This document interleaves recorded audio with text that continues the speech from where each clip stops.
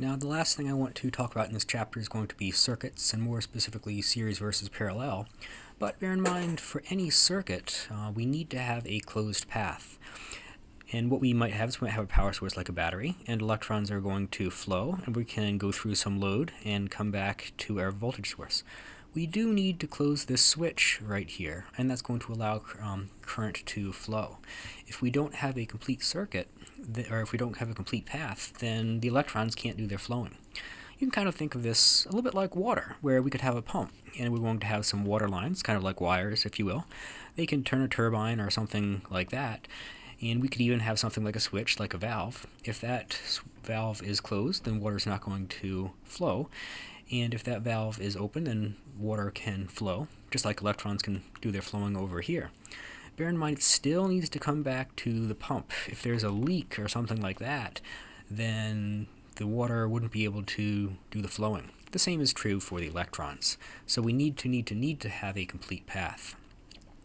I want to talk about two types of simple circuits. First, a series circuits, and that's going to be one that looks like this, where we can have some light bulbs, and they're all in a row. And there's one path for electricity, still closed, and if we were to talk about the flow of electrons right here, they're going to flow through this one, flow through this one, flow through this one, and flow back right over here. So one thing to kind of bear in mind for series circuits is the current has got to be the same through each one of those light bulbs. The voltage actually can be different across all these guys if they have different resistances. So current's got to be the same, voltage is different. If one of these lights goes out, suppose we X this guy right here out, then we don't have a path for our electricity and the circuit's going to be broken. The parallel circuit's going to look like this, where we actually have many paths for the electricity, and we could have the electrons making this path, or this path, or this path. And this one is nicer in some ways, such that if one light goes out, say that one, then the others are going to stay on, because electrons can still make that path, but they can't make this path right over here. One thing to bear in mind is in this case, the voltage is going to be the same. However, the current can be different depending on the resistances of each one of these different paths. So let's just take a quick look right here. Here I've just set up a one light bulb circuit, kind of a very simple circuit, and I could talk about the current flowing through this guy right over here. And if I wanted to measure the voltage, I could measure the voltage right here. It's going to be 9 volts. Technically it's negative because I've flipped these guys around, but that's okay. And if I were to measure the voltage right here, it's going to be 9 volts. Now, kind of what I can do is I can kind of break this guy right here, and I can put in another light bulb. And what I've actually done is I have decreased the resistance because there's more stuff to flow through. The voltage is still going to be 9 volts, and in this case right here, 4.5 volts are going to be eaten up by this guy, and 4.5 volts are going to be eaten up by this guy. They're still going to total up to the 9 volts available inside of the circuit. And as I said, the current is going to be the same, so here I'm going to have 0.45 and 0.45 and 0.45. I could even mess around with the resistance of these guys, and you can kind of see I've turned up the resistance of this one.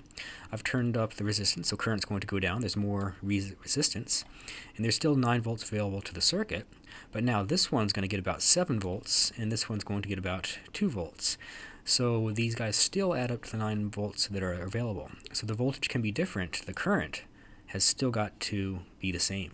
And you could do this with 3, 4, 5 light bulbs, etc. Now let me kind of change gears here and come back to the original circuit that I had, where I have 9 volts, and I'm going to have my 9 amps flowing through it.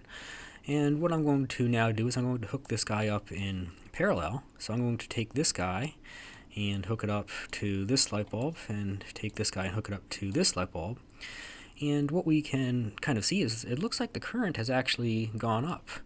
And if you take a look right here, the current has gone up to 1.8 amps. Now I have 2 paths for my electrons to take, and so the resistance of the circuit has actually gone down overall, so I'm going to have more stuff. And you can kind of see that I'm going to have 0.9 amps going through this one, and if I could measure it going through the light bulb, it's actually 0.9 amps as well. I've got 9 volts available to the circuit, and here I'm going to have 9 volts and 9 volts. I can even mess around with the resistance, and what we can see is we still have 9 volts and 9 volts going to the circuit. This one is brighter now. The reason for that is because this one has less resistance than this one does, and the current is actually going to be different for these guys. Still, at the end of the day, what's going to happen is we're still going to have the same current flowing back into the battery. It's just going to be the sum of these guys. So now let's come back and just kind of put everything in text that I've already showed you. A series circuit, we're going to have one path of for the electrons to do their flowing, and the more stuff you add, the more resistance you're going to have. So we're actually going to sum up all of the individual resistances. The current is going to be the same across all of these guys. Bear in mind that the voltage does not have to be the same across these guys because the resistance could be different of the various components.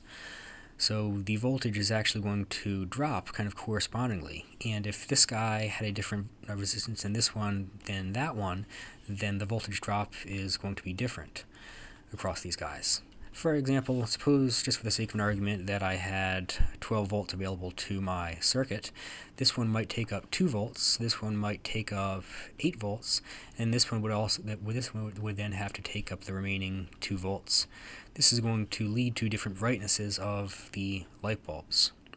Keep in mind that if one of these guys gets X'd out, then the entire circuit is not going to work. Parallel circuits are different. The voltage is going to be the same across these guys. So if I had my 12 volts, then I'm going to have 12 volts across this one, and 12 volts across this one, and 12 volts across this one. So if they were the same resistances, then they're going to have equal brightnesses. The more stuff we add, however, the more paths we have, and the less resistance that we're going to have. Keep in mind also that, again, if I X out one of these guys, then we can still have light flowing through this guy and this guy. If suppose I had a total of 10 amps flowing out of my battery, and if I had all 3 of these branches open, that whatever flows through this one and this one and this one has got to add up to 10 amps.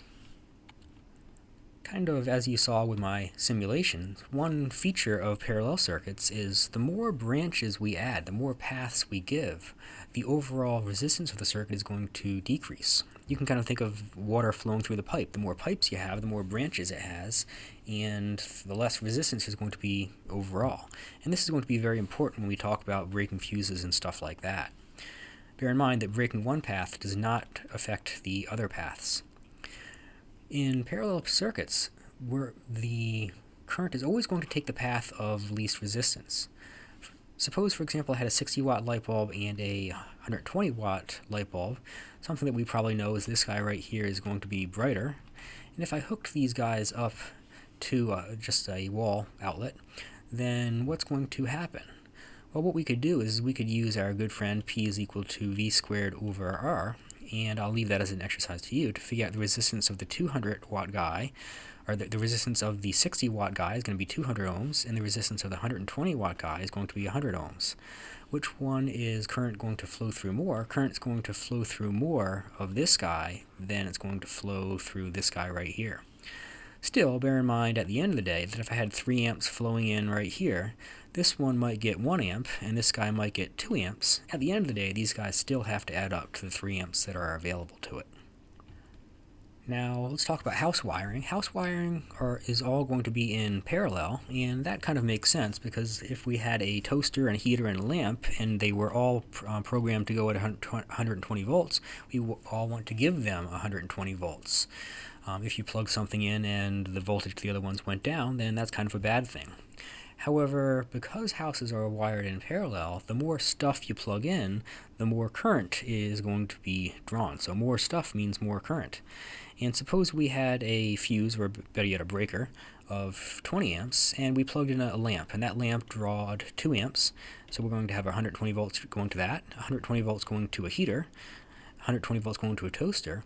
You can kind of see that if the heater draws 10 amps and the toaster draws 10, we've eaten up the 20 volts that are available to us.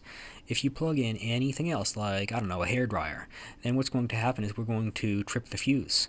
The reason why we have that fuse is because the more current you carry, the more the wire is going to heat up. And if it heats up too much, then That's a very bad thing.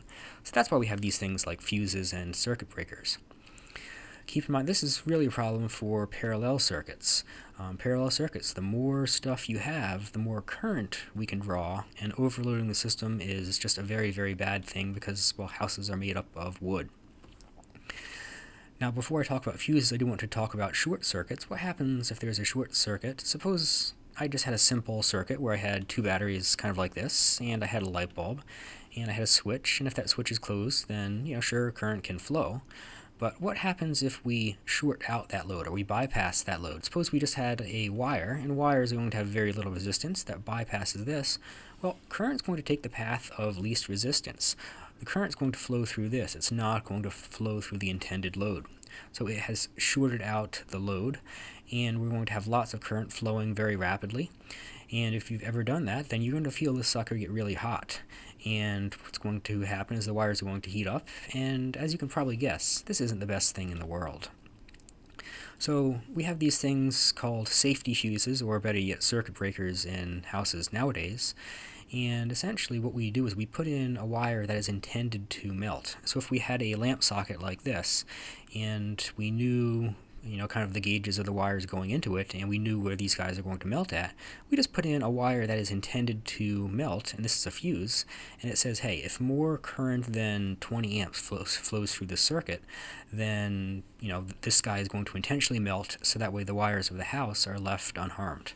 Circuit breaker acts the same way, except for nothing physically breaks, and you can just switch it back on and off and save yourself replacing those fuses.